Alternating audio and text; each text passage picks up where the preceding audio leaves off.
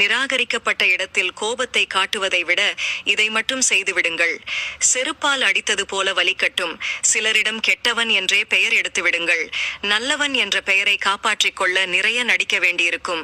கெஞ்சி கிடைக்கக்கூடாதது காதல், பிச்சை எடுக்கக்கூடாதது அன்பு, கேட்டு பெறக்கூடாதது மரியாதை, புரிய வைக்கக்கூடாதது உணர்வுகள்.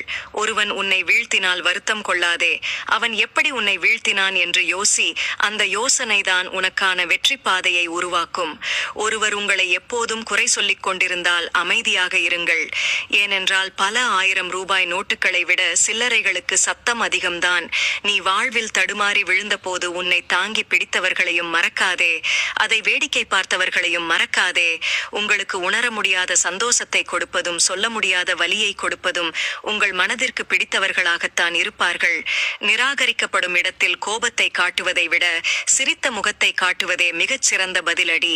நீங்கள் ஒருவரை அதிகம் நேசிக்கிறீர்கள் என்பதற்காக அவரிடம் உங்களை பற்றிய அனைத்து இரகசியங்களையும் சொல்லிவிடாதீர்கள்.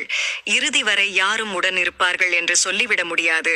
நம் சிரிப்பில் மறைந்திருக்கும் வலிகளை கண்டுபிடிப்பவர்களே நமக்கான உண்மையான உறவுகளாக இருப்பார்கள்.